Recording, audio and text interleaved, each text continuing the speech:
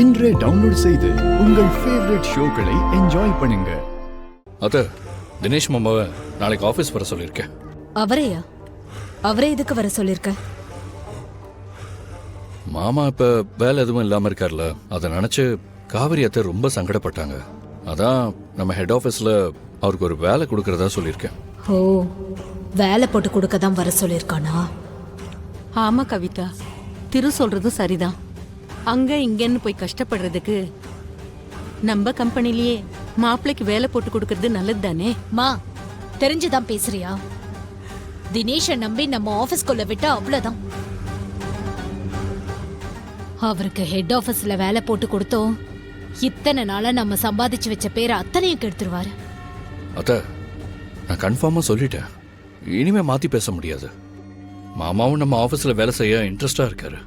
திரு, எந்த காரியம் பண்ணாலும் நல்லா யோசிச்சுதான் பண்ணணும்.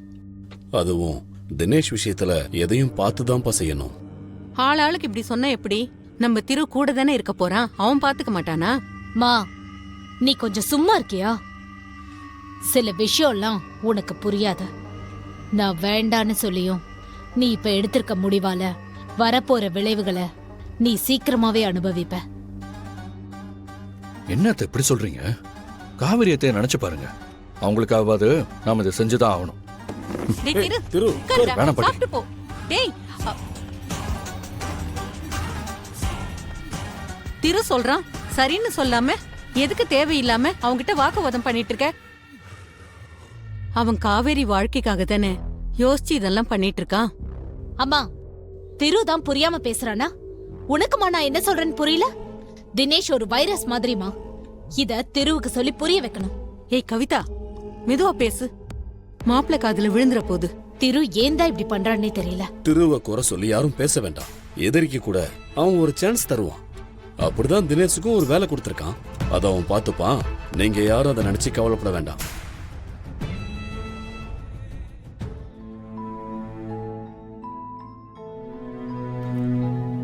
மா, நான் போய் படுக்கிறேன். நீங்களும் சாப்பிட்டு வந்து நேரத்தோட படுங்க.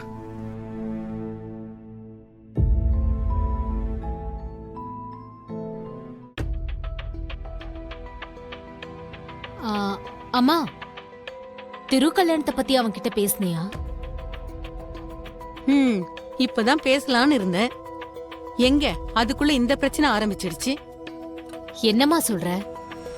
அவன் கிட்ட பேசுறதுக்கு ஒரு 5 நிமிஷம் கூடவா டைம் கிடைக்கல? அவன் இந்த வீட்ல எங்க தனியா விடுறாங்க?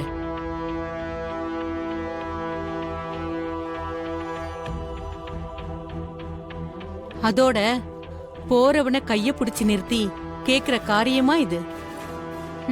பொறுமையாதான் பேசணும். அம்மா, இந்த விஷயத்த தள்ளி போட போட அது தப்பா முடிஞ்சிடும். ஏன்னா ஸ்ரீக்கும் நல்ல நல்ல வரன்லாம் வந்துட்டு இருக்கு, பாத்துக்கோ. இனி காஞ்சனாவே நினைச்சாலும் இந்த கல்யாணத்தை நிறுத்த முடியாது. ஏன்னா என் பேரன் பேத்தி கல்யாணத்தை முடிவு பண்றது அந்த தெய்வம்.